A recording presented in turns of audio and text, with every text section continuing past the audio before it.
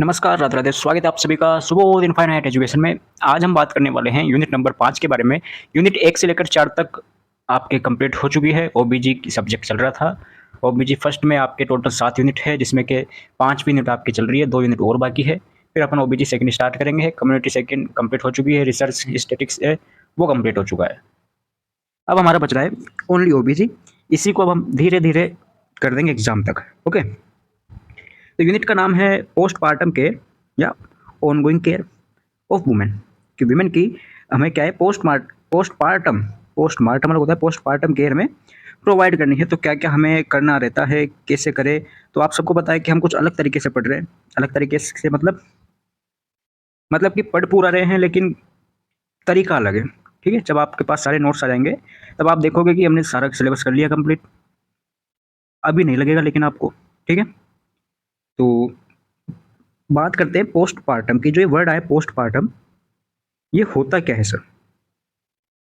तो last unit में हमारा बच्चा हो चुका था, फिटस डिलीवर हो चुका था, और जो भी हमने चारों स्टेज पढ़ ली थी उसकी, प्लेसेंटा डिलीवर्ड हो चुका था। अब क्या करें? तो जहाँ पर प्लेसेंटा डिलीवर हुआ वहाँ से लेकर कितना, 6 वीक, वहाँ से लेकर के 6 वीक तक का टाइम क्या कहलाता है? पोस्टपार्टम कहलाता है। ठीक है? तो हम बोल सकते हैं पोस्टपार्टम को कि पोस्टपार्टम क्या है? फिटस डिलीवर या फिर प्लेसेंटा डिलीवर या फिर लेबर के बाद से इतने वीक तक का समय, इतने वीक, इतने दिन और इतने महीने तक का समय क्या कहलाता है? पोस्टपार्टम कहलाता है। ओके? तो इट इज़ पोस्टपार्टम क्या है? It is time period about 6 week, 42 days and 1.5 month. ठीक है? ये तो नॉर्मल बात हो गई, लेकिन ये अगर किसी कंडीशन में बढ़ जाए, यानी कि एक्सटेंड हो जाए, तो कुछ एक्स्ट्रा चीज़ें तो अपन पढ़ते ही है। अगर ये एक्सटेंड हो जाए तो कितना एक्सटेंड हो सकता है मैक्सिमम? तो पोस्टपार्टम मैक्सिमम एक्सटेंड हो सकता है 12 वीक। ठीक है? कितना?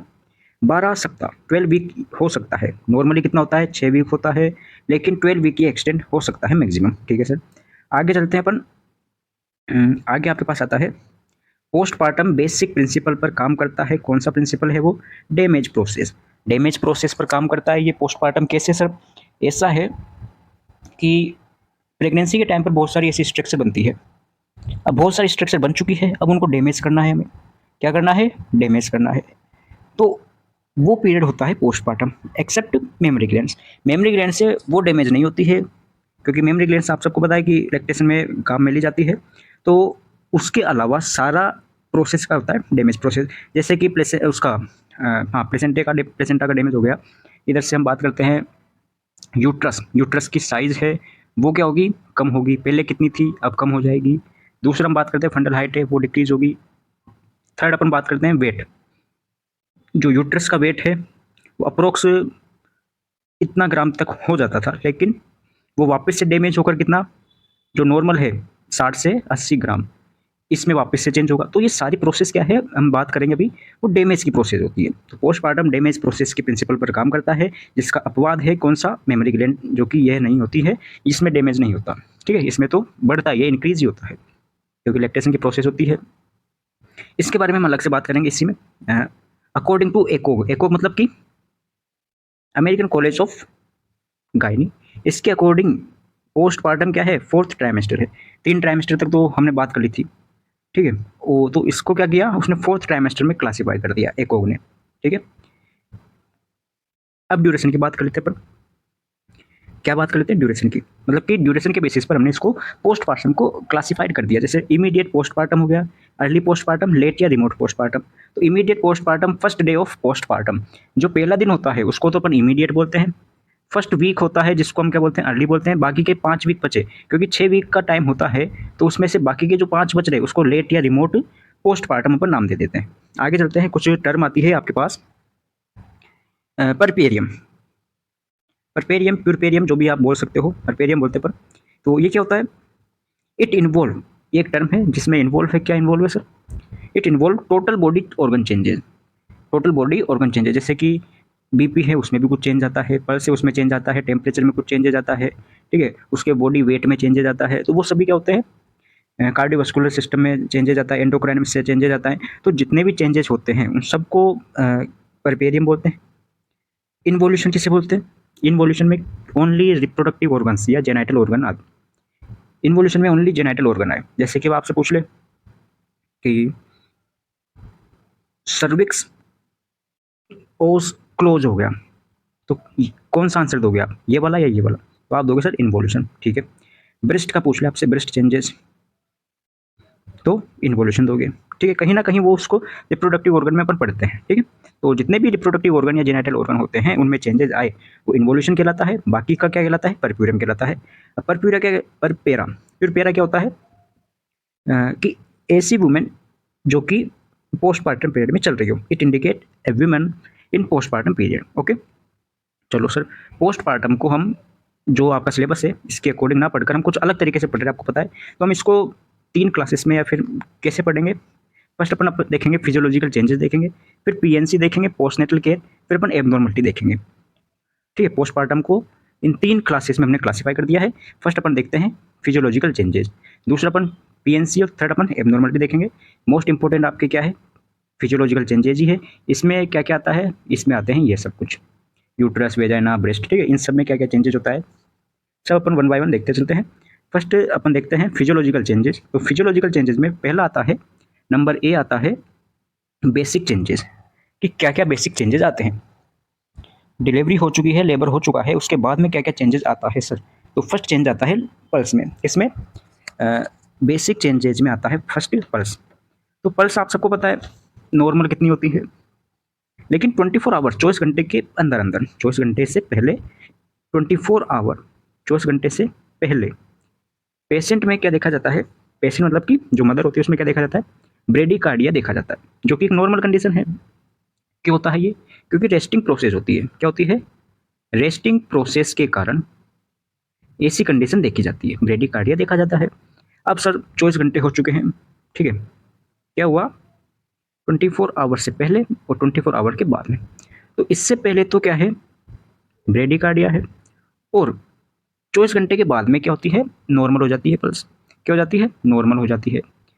अगर किसी भी कंडीशन में 24 घंटे से पहले हो गया, बाद में हो गया है, अगर ट्रेकिकार्डिया, क्या टेकिकार्डिया अगर आपको देखने को मिलता है तो उस वो इंडिकेट करता है पीपीएच को, पोस्ट पार्टम हेमरेज, जो कि अपन आगे पढ़ते हैं, ब्लीडिंग होती है इसमें, ठीक है। पल्स की बात कर ली। नेक्स्ट आता है टेम्परेचर इंक्रीज। आप देखोगे कि जो मदर होती है उसमें टेम्परेचर इंक्रीज देखने को मिलता है। तो ये क्या कंडीशन नॉर्मल है या फिर एब नॉर्मल है? तो ऑन द फर्स्ट डे, जो पहला दिन बेबी डिलीवर हो चुका है, डिलीवरी के फर्स्ट डे, पोस्टपार्टम के first day, it is sorry it है it is normal related to maternal dehydration. क्योंकि मैटरनल डिहाइड्रेशन होता है, मतलब में डिहाइड्रेशन होता है, इसके कारण टेम्परेचर इंक्रीज होना नॉर्मल है। फर्स्ट डे टेम्परेचर इंक्रीज होना नॉर्मल है, ठीक है। अगर 10th day, up to 10th day it is abnormal. अगर 10 दिन तक भी अगर यही चल रहा है, अगर टेम्परेचर इंक्रीज हो रहा है, तो वो एबनॉर्मल कंडीशन होती है रिलेटेड टू पायरेक्सिया, उसे पायरेक्सिया हो सकता है। अगला है 42 डे, अगर 42 दिन तक, जो कि लास्ट डे है, ठीक है, लास्ट डे है पोस्टपार्टम का, अगर तब भी अगर आपको टेम्परेचर इंक्रीज मिलता है तो वो एबनॉर्मल कंडीशन है, और उसको क्या हो सकता है? पोस्टपार्टम सेप्सिस हो सकता है, ठीक है। चलो सर, कुछ चेंजेस और है बेसिक चेंजेस में, जैसे आता है वेट लॉस। तो आपको पता है वेट इंक्रीज होता है, कितना इंक्रीज होता है बता रखा है आपको, 3rd यूनिट में बता रखा है। अब कमेंट कर दो, ठीक है। बहुत आप कमेंट करते हो ना कि सर सिलेबस नहीं करवा रहे। देखिए आप पढ़ते कितना हो वो तो बताओ, बता दीजिए कि कितना वेट इंक्रीज होता है प्रेगनेंसी के टाइम पर, कितना वेट इंक्रीज होता है। तो आप सबको पता है वेट इंक्रीज होता है कब? प्रेगनेंसी के टाइम पर। तो अब पोस्टपार्टम पीरियड चल रहा है, वापस से पहले जैसी कंडीशन आनी है, प्री प्रेगनेंसी कंडीशन लेके आना है हमें। तो क्या होगा? वेट लॉस होगा। कैसे होगा? डाईयूरेसिस प्रोसेस के द्वारा, डाईयूरेसिस प्रोसेस के थ्रू वेट लॉस होता है। इन पोस्टपार्टम, पोस्टपार्टम में यूरिनरी रिटेंशन और कॉन्स्टिपेशन ऑल्सो नॉर्मल। ये दोनों कंडीशन क्या है? नॉर्मल कंडीशन है, यूरिनरी रिटेंशन और कॉन्स्टिपेशन, दोनों आपको पता है क्या होता है, ठीक है। आगे चलते अपन, यूट्राइन चेंजेस। देखो स्पीड आपको ठीक लग रही है अब, क्योंकि पहले आप कमेंट करते थे कि सर स्पीड तेज है, धीरे है, अब ठीक है। चलो, अब आता है हमारे पास बेसिक चेंजेस देख लिया, फिर आता है यूट्राइन चेंजेस। तो जो हमारे पास ये यूट्रस था, इसमें क्या क्या चेंजेस आता है? जो हमारे पास ये क्या था, यूट्रस था, ये कुछ ऐसे बना लेते हैं अपने डायग्राम, ठीक है। जो ये यूट्रस था इसमें क्या क्या चेंजेस आते हैं? यूट्राइन चेंजेस में क्या होगा sir? Cervix dilation become close with in 7 day, 7 दिन के अंदर अंदर वो क्या हो जाएगी? वापस से डायलेशन है वो उसका क्लोज हो जाएगा। अपन बात करते हैं लेबर के टाइम पर, तो लेबर के टाइम पर उसमें फुल डायलेशन होता है। फुल डायलेशन होता है कब? लेबर के टाइम पर, ठीक है। अब हुआ क्या, लेबर हो गया, प्लेसेंटा डिलीवर हुआ कब? At the time of placental, short form placental delivery. Placental delivery के टाइम पर हाफ डायलेशन हो जाता है, जो फुल था उसका हाफ हो जाता है, ठीक है, हाफ डायलेशन। अब 7 दिन तक, 7 डे में कंप्लीट डायलेशन क्लोज हो जाता है, जो भी डायलेशन था वो क्लोज हो जाएगा, ठीक है, ओके। जो भी ओर्स थे क्लोज हो जाएंगे, cervix os. Uterus become pelvic organ within 2 week. हाँ, आपको बताया था कि नॉर्मली यूट्रस पेल्विक ऑर्गन होता है, लेकिन प्रेगनेंसी के टाइम पर वो एब्डोमेन ऑर्गन बन जाता है, ठीक है। उसकी साइज 7.5 से 35 सेंटीमीटर हो जाती है, ये मैंने आपको बताया था पहले। तो यूट्रस है वो पेल्विक ऑर्गन वापस से हो जाता है कब तक? टाइम दे रखा है आपको 2 वीक, यानी कि 12 से 14 दिन का अपन समय ले सकते हैं, 12 से 14 दिन का हम समय ले सकते हैं, इतने दिन में या इतने वीक में, 2 वीक में है यूट्रस वापस से क्या हो जाता है, पेल्विक ऑर्गन में चेंज आ जाता है, पेल्विक ऑर्गन बन जाता है। यूट्राइन वेट, जो यूट्रस का वेट है वो अभी बताया आपको 60 ग्राम हो जाता है वापस से पहले जैसा नॉर्मल, कब? 6 वीक में, जो कि कितना था, इतना ग्राम था 1 वीक में, ठीक है। वो 500 ग्राम हो जाता है सर 2 वीक में, 100 ग्राम हो जाता है वो 5 वीक में, ठीक है, और 60 ग्राम हो जाता है 6 वीक में, ठीक है। तो ये यूट्राइन चेंजेस होते हैं। बात करते हैं अपन वेजाइनल चेंजेस की, तो वेजाइनल चेंजेस में एक वर्ड आता है लोचिया, या कुछ इसे लोकिया बोलते हैं, कुछ इसे लोचिया बोलते हैं, अब आपको जो बोलना है बोलो, हम बोलते हैं लोचिया, ठीक है। लोचिया क्या बोलने में अच्छा लग रहा है, तो जो बोलने में अच्छा लग रहा है वो बोलो, लोकिया या फिर लोचिया। तो अपन लोचिया के बारे में बात कर लेते हैं, होता क्या है ये लोकिया या लोचिया। देखो, प्रेगनेंसी चल रही थी, अंदर बहुत सारे स्ट्रक्चर बने हुए थे प्रेगनेंसी के टाइम पर, यूट्रस में डेसिडुआ हो गया, प्लेसेंटा, ठीक है, जो भी बहुत सारी कंडीशन थी, बहुत सारे स्ट्रक्चर है वो अंदर बने हुए थे। तो अब उन स्ट्रक्चर का करे क्या सर? प्लेसेंटा निकाल दिया, ठीक है, बाकी फीटस अपन ने वापस से बाहर निकाल दिया फीटस, तो अब कुछ बच रहे हैं, कुछ स्ट्रक्चर उसमें बच रहे हैं, तो उनका क्या है सर? वो क्या परमानेंट अंदर ही रहेंगे? तो नहीं, वो बाहर आए रहे, लोचिया या लोकिया के रूप में वो बाहर आ रहे हैं, उसी को अपन क्या बोलते हैं? लोचिया बोलते हैं, वेजाइनल डिस्चार्ज होता है वो। तो lochia is the vaginal discharge after child birth, originated from uterus, uterus से ओरिजिनेटेड होता है ये, ठीक है। अगला है lochia contain all remnants of pregnancy structure. Remnants का मतलब होता है बचा कुचा पार्ट, बचा हुआ, जो भी बच रहा है अब, जो भी अब बच रहा है वो क्या कहलाता है? लोचिया कहलाता है, वो स्ट्रक्चर क्या कहलाती है? लोचिया कहलाती है सर। नॉर्मल ड्यूरेशन होती है इसकी 14 दिन की, कितनी? 14 डे की होती है। मैक्सिमम ड्यूरेशन की बात करते हैं, देखो 14 दिन तक ये लोचिया या वेजाइनल डिस्चार्ज है वो हो सकता है, लेकिन मैक्सिमम अगर ड्यूरेशन की बात करते हैं तो 21 डे, 21 डेज, 21 दिन तक भी ये चल सकता है, यानी कि 3 वीक तक, ठीक है। इनिशियल पीएच, स्टार्टिंग में पीएच उसकी एल्कलाइन होती है, बाद में उसकी पीएच क्या हो जाती है? एसिडिक बन जाती है, किसकी? डिस्चार्ज की। हाँ, इसमें से स्मेल कौन सी आती है सर? जो वेजाइनल डिस्चार्ज है इसमें से फिशी स्मेल आती है, फिश लाइक, मतलब कि हम बोल सकते हैं जैसे मछली, हाँ, फिश मतलब मछली होती है, तो फिशी स्मेल आती है। बात करते हैं कितना अमाउंट आता है, तो लोचिया में अमाउंट होता है 400 ml। कुछ एक्स्ट्रा पॉइंट बताते हैं आपको, लिख लिया करो, कितना? 400 ml उसमें अमाउंट होता है नॉर्मली, लेकिन इनिशियल स्टार्टिंग में इनिशियल कितना आता है? तो इनिशियल आता है सर 250 ml, 250 ml इनिशियल होता है, और ये टोटल अमाउंट होता है, ठीक है, ठीक है सर। आगे चलते हैं, इसके टाइप के बारे में बात कर लेते हैं, पूछा जाता है टाइप्स ऑफ लोचिया या फिर types of lochia. There are 3 types of lochia. First one is lochia rubra, lochia serosa, lochia alba, ठीक है। तो नाम में क्या है, नाम में क्या रखा है सर? नाम में ये रखा है, ये तो होता है रेड, एक सेकेंड, हाँ, ये तो होता है रेड कलर, ये होता है येलो कलर, और ये होता है एल्बा वाइट कलर का, ठीक है, वाइट कलर का डिस्चार्ज, ठीक है। ये होता है रेड, ये होता है येलो, ये होता है वाइट कलर। अब सुनो, 1 से लेकर के 5 दिन तक तो ये आता है, सॉरी 1 से लेकर 4 दिन तक, ठीक है। 5 से लेकर 9 दिन तक सेरोस आता है, और 10 दिन से 14 दिन तक क्या आता है? एल्बा आता है, लोचिया एल्बा। 14 दिन का हमने नॉर्मल ड्यूरेशन बता रखी है। अब जो लोचिया रूब्रा है उसमें क्या क्या आता है, उसमें क्या क्या आता है सर? कौन कौन सा कंटेंट रहता है उसमें? तो content blood and tissue, blood vessels हो गया, देखो ब्लड आ रहा है, ब्लड वेसल्स आ रही है, टिश्यू आ रहे हैं, तो उसकी अपीयरेंस कैसी होगी? रेड होगी। ब्लड कौन सा होता है, रेड होता है, तो रेड हो गया ये, ठीक है। अगला है सेरोसा। सेरोसा में आपको देखने को मिलेगा पस।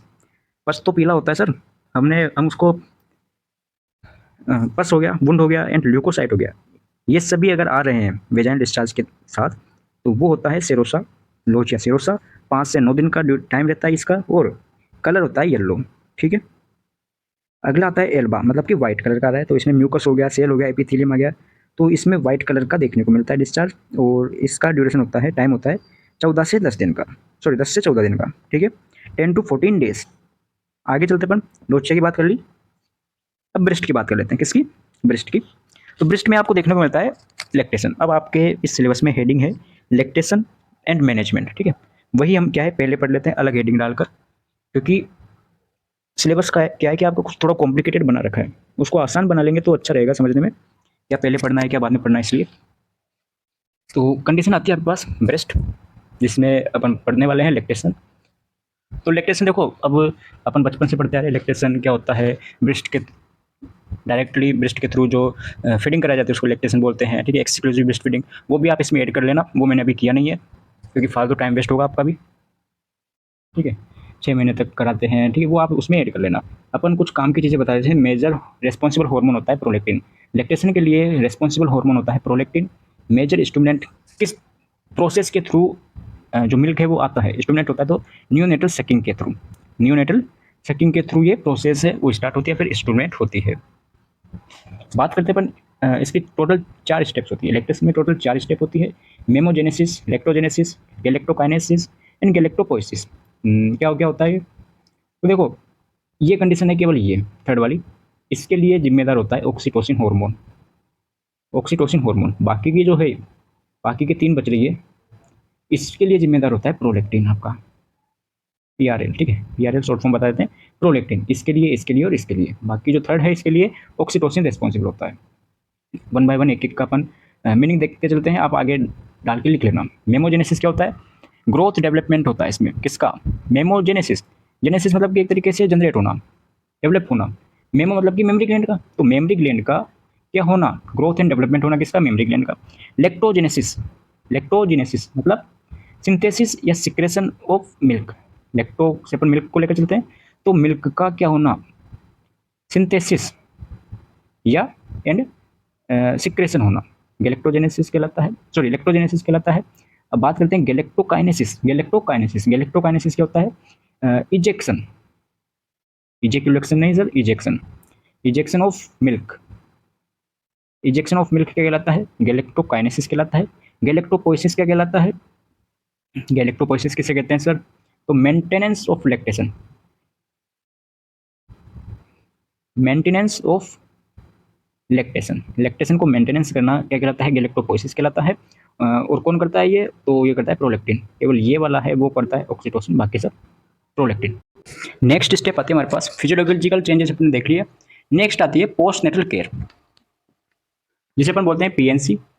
पीएनसी या फिर पोस्ट नेटल केयर क्या होती है सर, अब जैसे पोस्टमार्टम में जो केयर दी जाती है ताकि पेशेंट है यानी कि जो भी मदर है, maternal behaviour, emotional, physical, mental, all रूप से क्या हो सके, वो वेल बींग हो सके। तो इसमें फर्स्ट अपन देखते हैं रेस्ट एंड एम्बुलेशन। फर्स्ट आता है रेस्ट एंड एम्बुलेशन। तो rest will be promote wound healing and also prevent infection.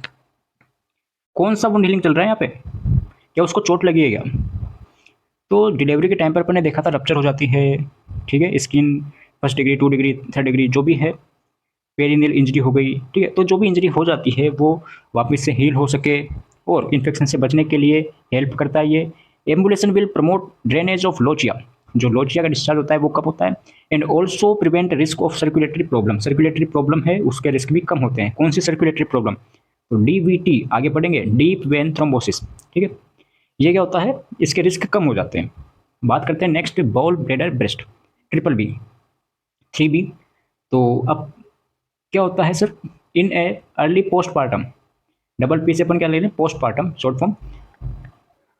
तो पोस्टपार्टम में क्या होता है, इन अर्ली पोस्टपार्टम, स्टार्ट हुआ ये अभी तक postpartum, nurse should confirm about oral intake.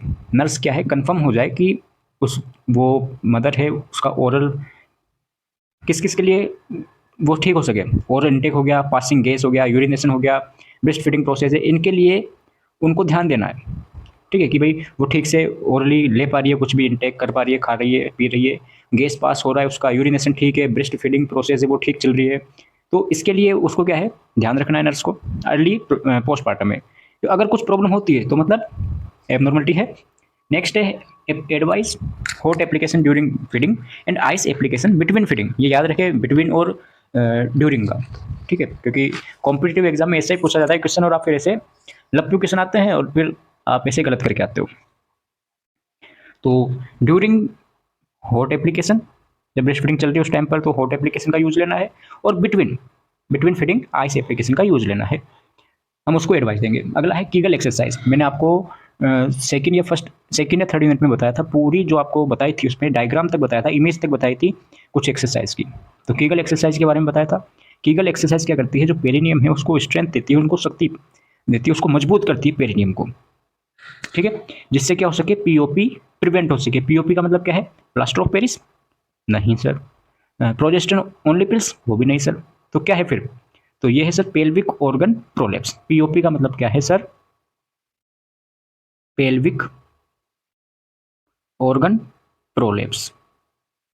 Pelvic organ है वो प्रोलेप्स होने से बच सके, ठीक है, इसलिए कीगल एक्सरसाइज कराते हैं। नेक्स्ट आता है home based postnatal care. Home based postnatal care में क्या क्या आता है कि पेशेंट को यानी कि मदर को क्या है, एडुकेट रेस्ट दो, अच्छा न्यूट्रिशन प्रोवाइड कराओ, पर्सनल हाइजीन हो गया, पेरिनियल हाइजीन हो गया, breast feeding support, emotional support दो, फॉलो अप विजिट, अगर कुछ एबनॉर्मलिटी है या फिर कुछ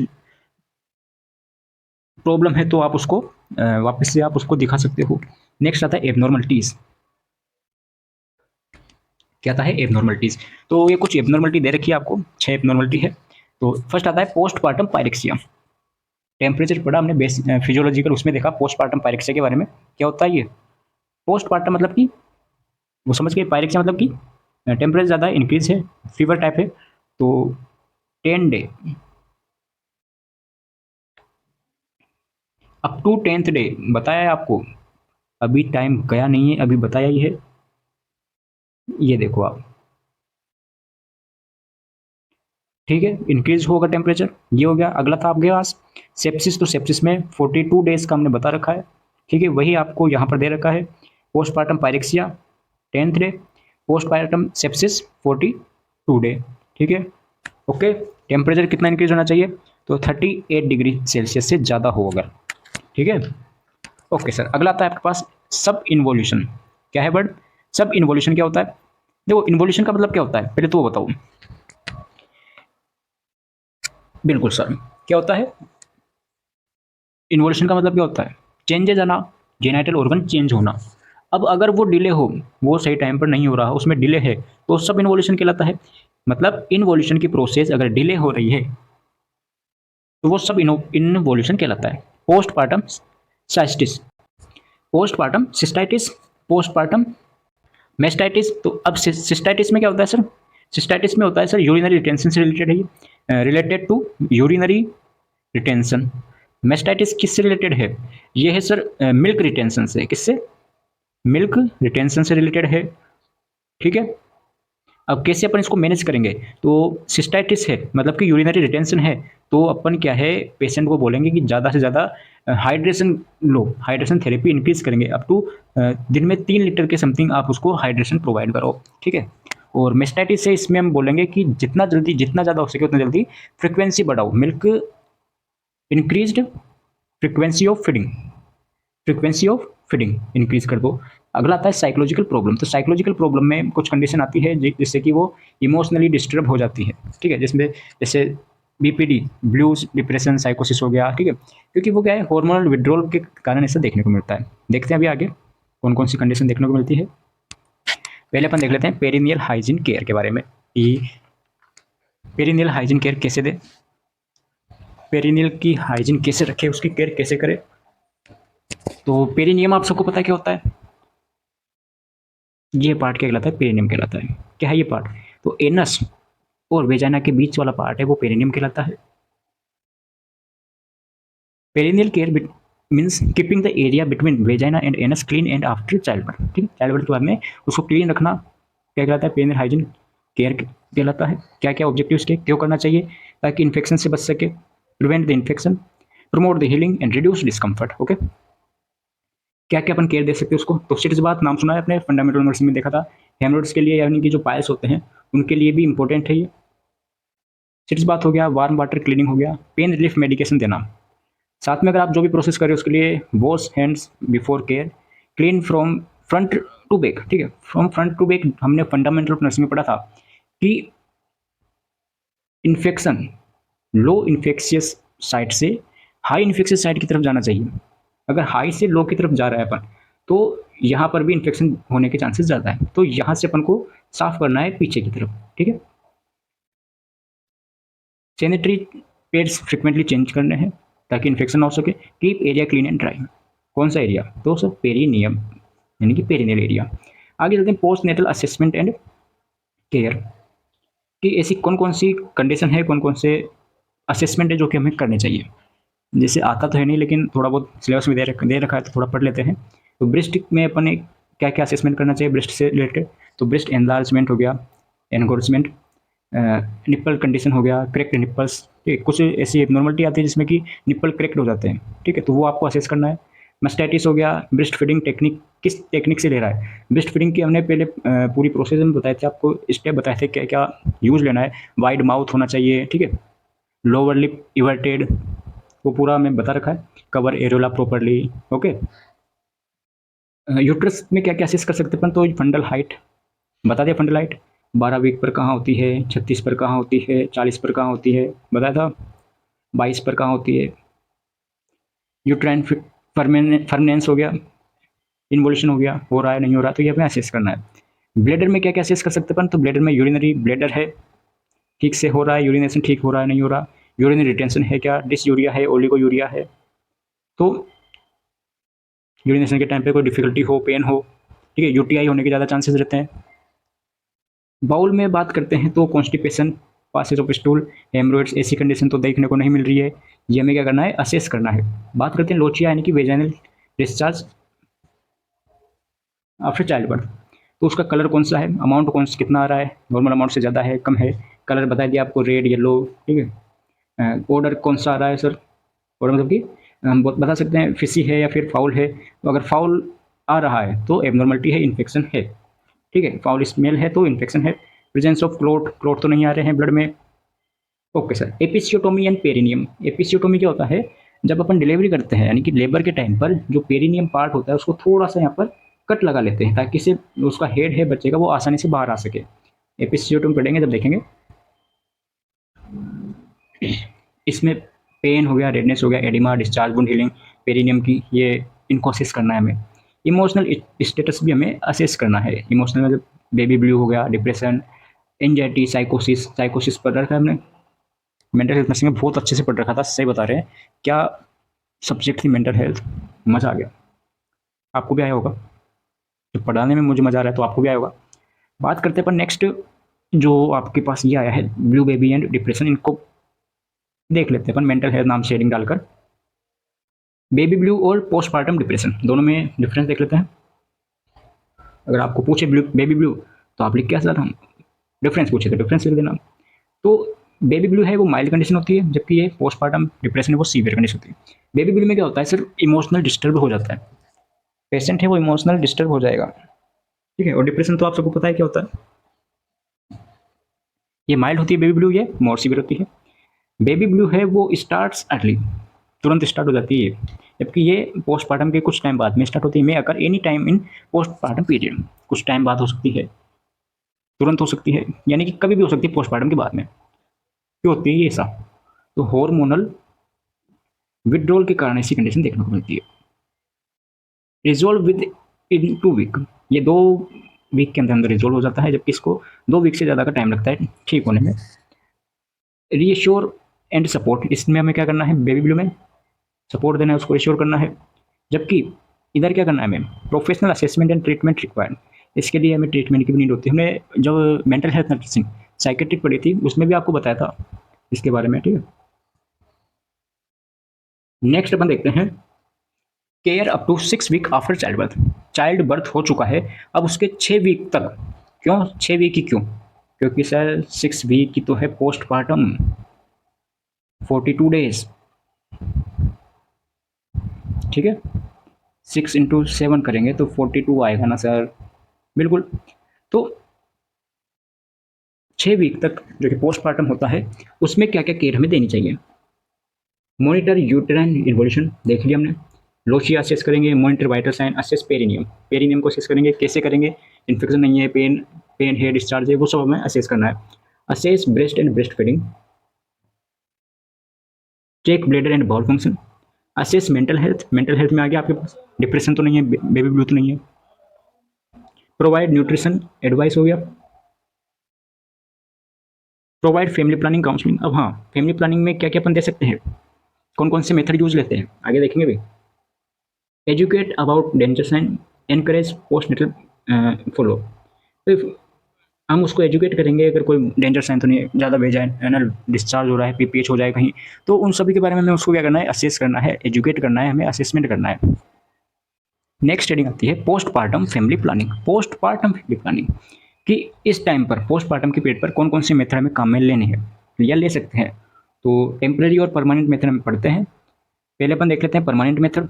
परमानेंट मेथड में आपके पास 2 मेथड होते हैं, female sterilisation and male sterilisation. Female में क्या करते हैं, वासेक्टोमी, ट्यूबेक्टोमी नाम सुना होगा।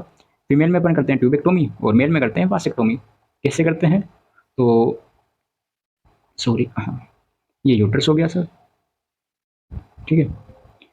ये डायग्राम तो आप बहुत अच्छे से बना सकते हो, ठीक है। ये ऐसे करके ये लो सर। तो जो ये ट्यूब होती है, यहाँ पर क्लोग या क्लैंप लगा दो या फिर कट कर दो, वो ट्यूबेक्टोमी होती है। वासेक्टोमी वास्ट रेफरेंस पर होता है, ठीक है। वो परमानेंट मेथड होता है। टेम्परेरी मेथड क्या होता है सर? जो कि टेम्परेरी होता है, परमानेंट नहीं होता है, तो वो टेम्परेरी होगा, ठीक है। तो टेम्परेरी मेथड में क्या होता है, कौन कौन से मेथड आते हैं? Lactational amenorrhoea method, LAM। Condoms use ले सकते हैं, IUCD हो गया, प्रोजेस्टिन ओनली पिल्स बताया था, अभी POP नाम बताया था आपको। इंजेक्टेबल कॉन्ट्रासेप्टिव्स हो गया, इम्प्लांट्स हो गया, ठीक, अंतरा वगैरह जिसे अपन बोलते हैं। तो AM LAM ये क्या है? ये बेस्ट कंडीशन है, क्यों है सर? क्योंकि LAM is effective when all 3 condition are present. LAM कब इफेक्टिव है? जब ये कंडीशन अवेलेबल हो। कौन कौन सी? पहली कंडीशन तो हो गई sir, mother is exclusive breast feeding, कि केवल वो एक्सक्लूसिव ब्रेस्ट फीडिंग करवा रही हो। मेंस्ट्रुअल हैज नॉट रिटर्न, अभी तक मेंस्ट्रुअल साइकिल स्टार्ट नहीं हुई है। Baby is less than 6 month old, ठीक है, तभी ही ये कंडीशन देखने को मिलेगी, ठीक है। बहुत अच्छे से देख रखा है हमने, कम्युनिटी में भी देखा था और 3rd यूनिट में भी देखा था। अगला आता है drugs used in postnatal care. Postnatal period में कौन कौन सी ड्रग्स है जो यूज ले सकते हैं, सिलेबस में दे रखा है, पढ़ लेते हैं। एनाल्जेसिक्स हो गया, एंटीबायोटिक हो गया। एनाल्जेसिक्स पेन किलर होता है, पेन रिलीफ करने के लिए देते हैं, ठीक है। पेरिनियम हो गया, क्योंकि वहाँ पर क्या है, पेन ज़्यादा होता है पेरिनियम एरिया पर, ठीक है। एंटीबायोटिक इन्फेक्शन कम करने के लिए, इन्फेक्शन से बचने के लिए, प्रिवेंट द इन्फेक्शन, ओके। अगला है आयरन एंड फोलिक एसिड। तो आयरन फोलिक एसिड है, एनीमिया हो गया, मदर को एनीमिया अगर हो जाए उससे बचने के लिए क्या देते हैं, आयरन फोलिक एसिड देते हैं। विटामिन D एंड कैल्शियम हो गया, यूट्रोटोनिक्स हो गया। तो ये क्या है? तो देखो, कैल्शियम क्यों देते हैं अपन? कैल्शियम देते हैं ताकि उसको न्यूट्रिशन सपोर्ट दे सके। कैल्शियम और विटामिन D है, उसका न्यूट्रिशन सपोर्ट करने के लिए, मेटरनल न्यूट्रिशन को सपोर्ट करने के लिए देते हैं। बाकी जो यूट्रोटोनिक्स है वो क्यों देते हैं? कॉन्ट्रेक्शंस के लिए और वेजाइनल ब्लीडिंग ना हो, ब्लीडिंग को रोकने के लिए, ठीक है। तो इन दोनों का तो आपको पता ही है, तो ऐसे बता दिया आपको। बाकी ये तीनों है, इनका आप ये लिख सकते हो। ये तो हो गया किसका, 3rd वाले का, आयरन फोलिक एसिड का। ये 4th का हो गया, ये 5th का हो गया, ठीक है, लिख लेना, बोल के समझा दिया आपको। For prevention and treatment of anaemia, कौन? Iron folic acid. Calcium and vitamin D nutrient support के लिए, और ये हो गया यूट्रोटोनिक्स। यूट्रोटोनिक्स जैसे ऑक्सीटोसिन होता है, मिथार्जिन नाम सुना है आपने, used when indicate to promote uterine contraction and control bleeding, okay. तो ये था आपका लेक्चर, कंप्लीट होता है। बाकी आपको नोट्स टेलीग्राम पर मिल जाते हैं, मिलते रहेंगे। और लास्ट सेमेस्टर चल रहा है आपका, जिसके बाद में थ्योरी की क्लास होगी नहीं, तो देख लो अभी जितना देखना है, बाद में क्या पता मुलाकात हो या ना हो, ठीक है। याद तो बहुत आओगे आप, ओके। तो मिलते हैं नए लेक्चर में नई वीडियो के साथ। नोट्स मिल जाते हैं टेलीग्राम पर, और कमेंट जरूर करके जाना है। बाकी तो मस्त रहो, पढ़ते रहो यार, कुछ दिक्कत नहीं है। राधे राधे।